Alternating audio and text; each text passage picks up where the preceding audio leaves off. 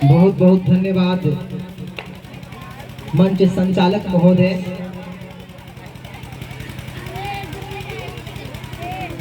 और इस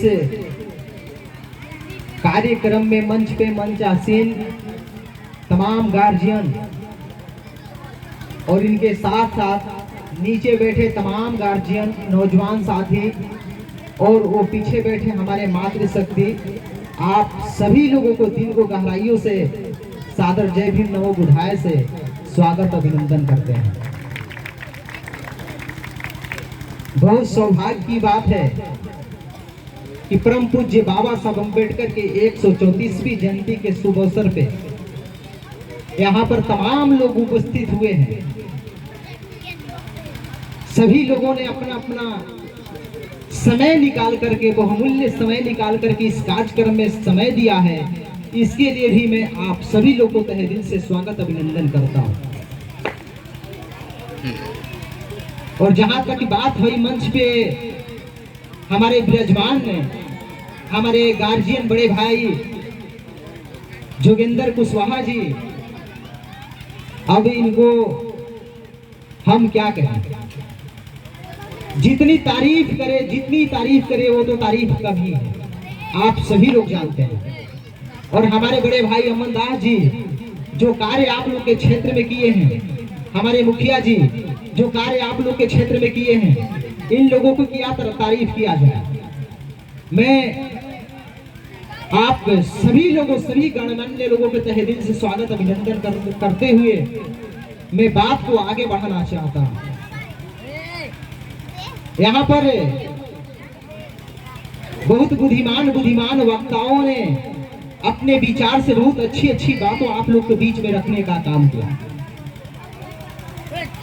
मैं आपको लेकर के चलता हूं। कुछ समय पहले मैं बात तो कहीं और से शुरू करना चाहता था, लेकिन रास्ते में मैं जब आ रहा था तो एक साथी ने हमसे कहा कि भैया क्या बताएं, हम लोगों को तो दिल में काफी दुख होता है।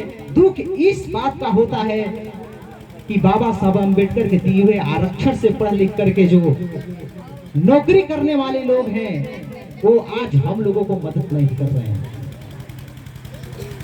तो 18 मार्च 1956 की बात है, आगरा के मैदान में बाबा साहब अम्बेडकर ने रोते हुए आंख मूंद के आंसू थी, इन्होंने कहा कि मुझे पढ़े लिखे लोगों ने धोखा दिया। इस बात पर मैं आप लोग के बीच में एक छोटी सी कहानी कहता हूं। कहानी कहने के बाद मैं बाबा साहब के विचार को आप लोग के बीच में रखने का काम करूंगा। एक शेर और एक गधा में बहुत मजबूती की दोस्ती थी। एक शेर और गधा में बहुत मजबूती की दोस्ती थी। शेर जब जंगल में शिकार करने जाता तो गधा भी शेर के साथ ही जंगल में शिकार करने जाता। जब शेर के साथ गधा जंगल में शिकार करने जाता तो शेर को देख करके जंगल के सारे जानवर डर करके भागने लगते। जब शेर को देख करके जंगल के सारे जानवर डर कर भागने लगते तो गधवा को बहुत खुशी होती। खुशी इस बात को होता कि गधवा सोचता कि हम बहुत बलशाली हैं, इसलिए हमें भी देख करके जानवर भाग रहे हैं। कुछ दिन बीतता गया। एक दिन की बात हुई, शेर कहीं चला गया था। गधवा सोचा कि आज तो शेर नहीं है, चलते हम खुद अकेले ही शिकार करने चलते हैं। और गधा जो है शिकार करने के वास्ते जंगल में गया। जब गधा अकेले जंगल में शिकार करने गया तो जंगल के सारे जानवरों ने गधा को जब अकेले देखा तो कहा कि गधा तो आज अकेले आया है। आज जो है कि हम लोग इसका काम तमाम ही कर देते हैं। सारे जानवर ने मिलकर के उस गधा को वहीं नोच करके खा गया। जब शेर आया, शेर को पता लगा कि गधा शिकार करने गया था, लेकिन जंगल के सारे जानवरों ने नोच करके उस गधा को मार डाला। तो शेर ने कहा कि सारा गधा आखिर गधा ही होता। उस गधा को लगता था कि हमसे जंगल के सारे जानवर डर रहे हैं, लेकिन उसको ये पता नहीं है कि हम उसके साथ थे, इसलिए जंगल के सारे जानवर जो है उससे डर रहे हैं। तो मैं पढ़े लिखे लोगों को मैं कहना चाहता हूँ, मैं वो नौजवान से कहना चाहता हूँ कि जो पढ़ लिख करके नौकरी करते हैं, नौकरी करने के बाद समाज को धोखा देते हैं, समाज को गुमराह करके समाज को एक गलत दिशा में भटकाने का काम करते हैं, मैं वैसे दलाल चुतिया को मैं बता देना चाहता हूँ कि तुम बड़े लोगों के साथ जो संगत करके अपने समाज को धोखा में रखने का काम कर रहे हो, तो तुम सावधान हो जाओ। तुम सोच रहे हो कि आज हम धनी हो गए हैं, इसलिए धनी की वजह से लोग हमसे डर रहे हैं, हमसे बात कर रहे हैं। अरे नालायक, मैं तुमको ये बता देना चाहता हूँ कि वो तुम्हारे नौकरी से नहीं डरता है, वो तुम्हारे पीछे बाबा साहब अम्बेडकर का दिया हुआ संविधान खड़ा है, उससे डरता है।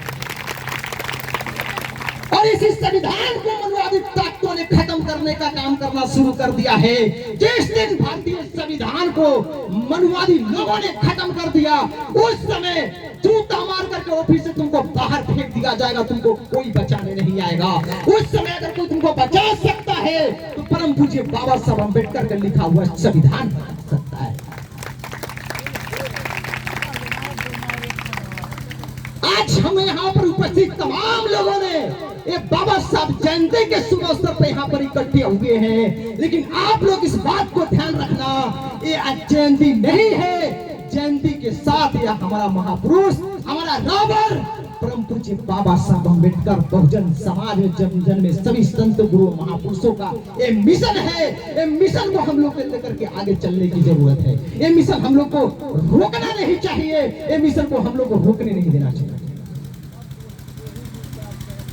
मैं आप लोगों को बता देना चाहता हूं, बाबा साहब अम्बेडकर ने कहा, गौर से सुनिएगा, बाबा साहब अम्बेडकर ने कहा कि पहचान खत्म हो जाने से इतिहास खत्म हो जाता है, इतिहास खत्म हो जाने से विरासत खत्म हो जाती है, और विरासत खत्म हो जाने से पूंजी खत्म हो जाता है, और पूंजी खत्म हो जाने से वर्तमान का सत्यानाश हो जाता है। और जिसका वर्तमान नहीं होता उसका भविष्य का कोई कल्पना नहीं किया जा सकता, और जो भविष्य का कल्पना नहीं किया जा सकता उसका जिंदगी कभी सफल नहीं हो सकती है। ये मामला पहचान की है।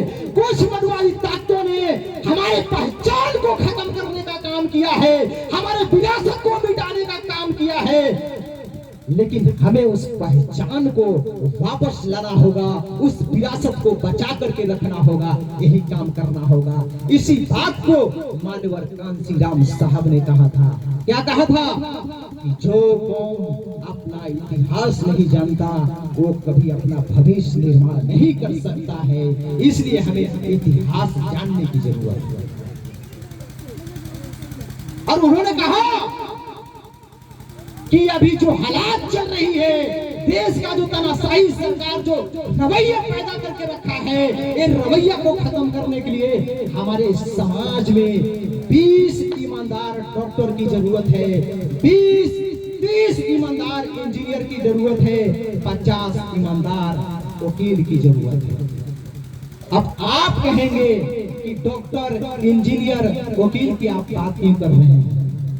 तो मैं आप लोगों को बता देना चाहता हूं कि मैं वो डॉक्टर की बात नहीं कर रहा हूं जो गांव-गांव में चल करके सुई दवा देता है, सुई ठोकने का काम करता है, बीमारी का इलाज करता है।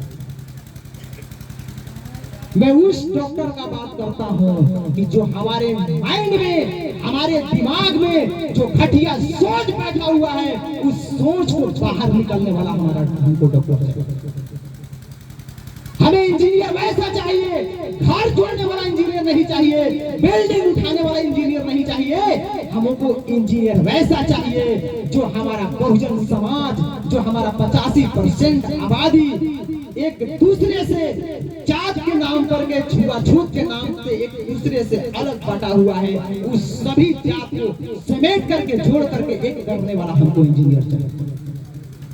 हमें वकील वो नहीं चाहिए जो जाकर के कोर्ट में वकालत करे, हमें वकील वैसा चाहिए जो पार्लियामेंट में जाकर के हमारे हक अधिकार की बात करे। आज वकील गया है, आज वकील गया है। मैं गर्व के साथ कहता हूँ बड़े भाई चंद्रशेखर आजाद रावण एक ऐसा वकील गया है जो पार्लियामेंट में सभी लोगों का हक अधिकार का बात उठाने का काम कर रहा है। मानवर कांसीराम साहब ने कहा कि स्वाभिमानी लोग ही संघर्ष के परिभाषा को समझते हैं। जिसका स्वाभिमान मरा है वही गुलाम है, वही गुलाम है, वही गुलाम है। तो हमें स्वाभिमान को मरने नहीं देना। और उन्होंने कहा कि मुर्दे लोग मिशन नहीं चलाते, जिंदे लोग मिशन को रोकने नहीं देते, रुकने नहीं देते। इस बात को हम लोग को सोच समझ के चलने की जरूरत है। ये बात को हम लोगों को अपने लोगों को समझा करके जागरूक करने का काम करना है। हमारे बड़े भैया अमरदास ने कहा कि वोट की मामला है कि हमारे लोग जैसे तैसे दे देते हैं। तो मैं आप लोगों को आगाह करना चाहता हूँ, ये मंच राजनीति का नहीं है, लेकिन वोट की बात आ गई तो वोट के बारे में भी मैं आपको थोड़ा सा जो है 1 मिनट के समय लेकर के बात करना चाहता हूँ। जब इलेक्शन आएगा आपके समाज में हर एक प्रकार के लोग आएंगे, आपको कपड़ा देने का काम करेगा, आपको पैसा देने का काम करेगा, आपको बगल में बैठ करके आपके साथ खाना खाने का काम करेगा। लेकिन याद रखना, समाज में कुछ ऐसे दलाल हैं जो आकर के आपको बेचने का काम करेंगे। याद रखना, मानवर कांसीराम साहब ने कहा, मानवर कांसीराम साहब ने कहा कि जो दलाल आज 500 रुपया में अपना वोट बेचता है वो 5000 में कल अपना बहन बेटी को भी बेच सकता है। ऐसे लोग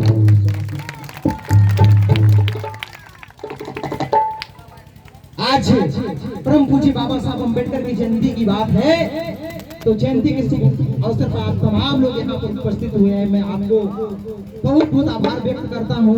और खास करके मंच में आसीन हमारे बड़े भैया जोगिंदर कुशवाहा जी, इन्होंने जो कहा, जो करके दिखाया, वो वाकई में बाबा साहब के हर कदमों पर चल करके इन्होंने काम करने का काम किया।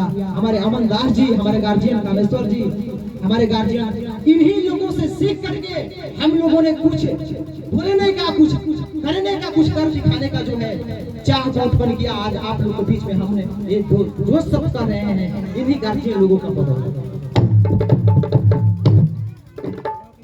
और अंत में जाते जाते हमारे महापुरुष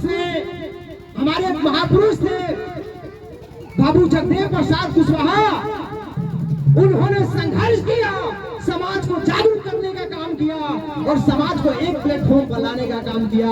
और उन्होंने एक नारा दिया। आज उस नारा को पूरा देश के, चाहे पक्ष का नेता हो, विपक्ष का नेता हो, गर्व से उस नारा को बुलंद करने का काम करता है। माननीय जगदेव प्रसाद कुशवाहा जी ने क्या कहा कि 100 में 90 शोषित है, शोषितों ने ललकारा है, धन धरती और राजपाट पर 90 भाग हमारा है, 10 का शासन 90 पर नहीं चलेगा, नहीं चलेगा, नहीं चलेगा। जो जमीन को जोते बोए वो जमीन के मालिक होए, राष्ट्रपति हो या हो भंगी के संतान, सबके शिक्षा एक समान। जो शिक्षा दे न सके वो सरकार निकम्मी है, और जो सरकार निकम्मी है वो सरकार बदलनी है। अंत में एक छोटी सी शायरी कह के मैं अपने बात को समाप्त करने का काम करूंगा। इसके साथ मैं इस कार्यक्रम को ऑर्गेनाइज करने वाले कमेटी के जितने भी मेंबर हैं, खास करके हमारे मनीष भाई, आपके सारे टीम को मैं तहे दिल से स्वागत, अभिनंदन करता हूँ, धन्यवाद देता हूँ। अब याद रखना, मैं आप पर भी एक बात कह देता हूँ, मनीष भाई पर भी मैं एक बात कह देता हूँ। मनीष भाई जब हमसे एक बार मिले थे, उन्होंने हमसे कहा था कि भैया ऐसा ऐसा बात है कि हम लोग को संघर्ष करते हैं, लोगों को जागरूक करने का काम करते हैं, एकजुट करने का काम करते हैं, लेकिन कुछ लोग ऐसे हैं जो हमें पीछे खींचने का काम करते हैं। तो याद रखना, मैं एक छोटी सी कविता कह के मैं अपने बात को समाप्त करूंगा। याद रखना मेरे भाई, आप ही को मैं कहता हूँ, आपके जैसे तमाम नौजवान साथी हैं जिनको कुछ लोग ऐसे हैं जो मनवादी तबका के लोग हैं जो आपको संघर्ष के पीछे खींचने का काम करेंगे। मैं आप लोगों के लिए एक बात कहता हूँ, एक बार की बात थी, जंगल में आग लगी हुई थी,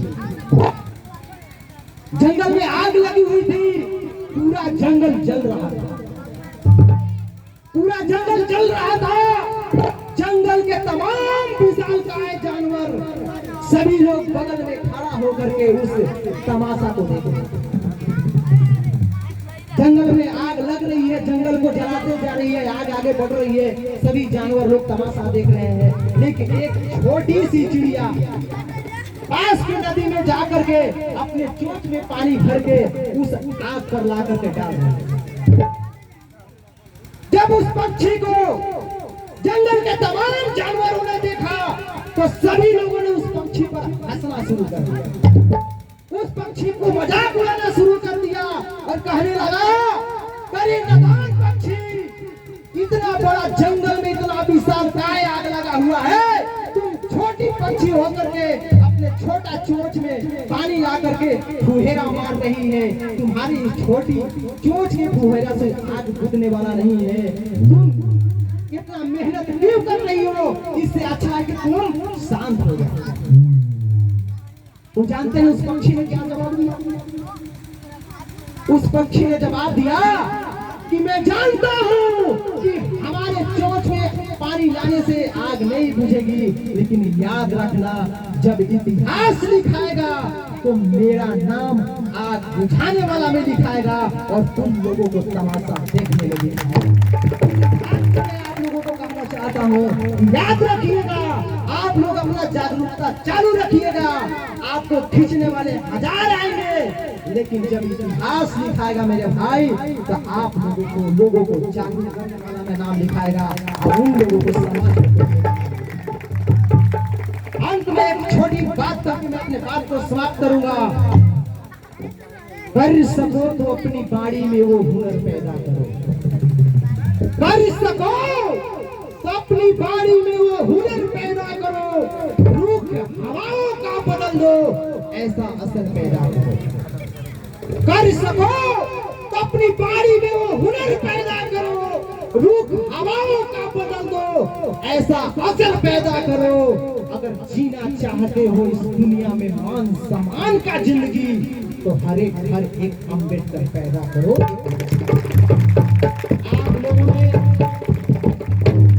आप लोगों ने मेरे बात को ध्यान से सुना, इसके लिए आप सभी लोगों का साधुवाद, आभार। जय भीम, जय भारत, जय